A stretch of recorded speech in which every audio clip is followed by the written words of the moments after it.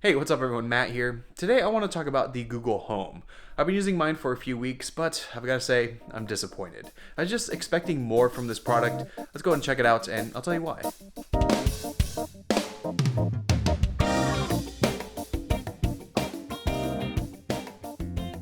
Alright, so this is the Google Home. It kind of looks like an air freshener, but I actually think that's a good thing. It really blends into the home well, and you can also get different colored bases so that it blends into your home even more if you have different colors. Now, it's pretty small, but it actually packs a punch. There's a speaker at the bottom, and it gets very loud. I can't actually put it all the way up here in my apartment, otherwise my neighbors will probably hate me. It's definitely not the best quality home speaker out there, but I think for what it does its job well. Now at the top there's a touchpad and a ring of light. You can actually see it when it's not activated, but once it does, it pops open and you can see what's going on with the Google Home. With this touchpad you can tap and you can also drag around to turn up the volume manually, but of course what's great here is that you can do all of this by voice.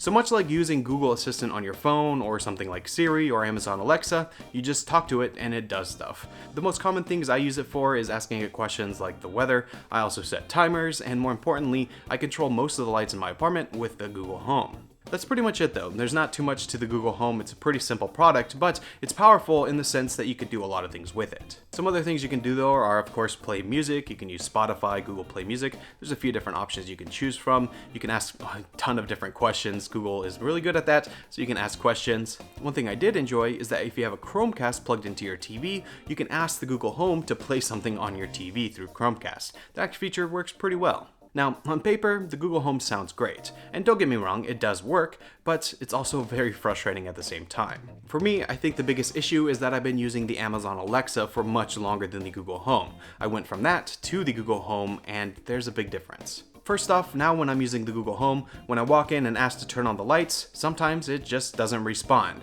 Other times it says it's not connected to the internet. Other times it hears me and then just doesn't turn on the lights. And when it does, a lot of the time it's also very slow. Also, there's only 2 microphones built into the Google Home and it can't hear me as well.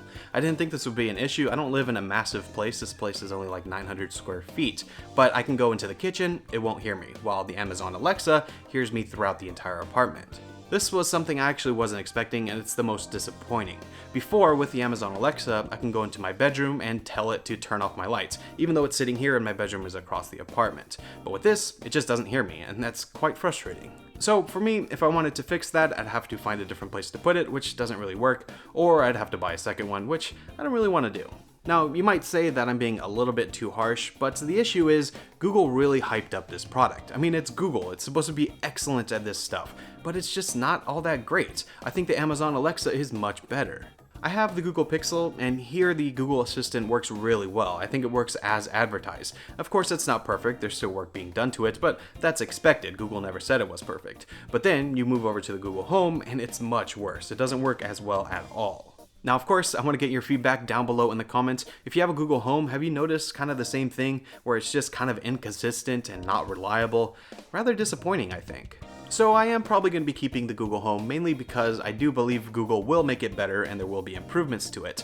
I hope at least. Google has a tendency to just drop products, but I think they will be committed to this one. But for now, until there's an update, I'm going to be replacing it again with the Alexa. I think this is just better. But anyways, that is my experience with the Google Home. If you've never used anything else, it's pretty great, but if you've used the competitors, it's kind of disappointing. I hope you enjoyed this video. Be sure to remember to leave feedback down below. I'm really interested to hear what you think, and be sure to subscribe so you can see when new videos are out. I want to thank you all so much for watching. Again, my name is Matt, and I'll see you in my next video.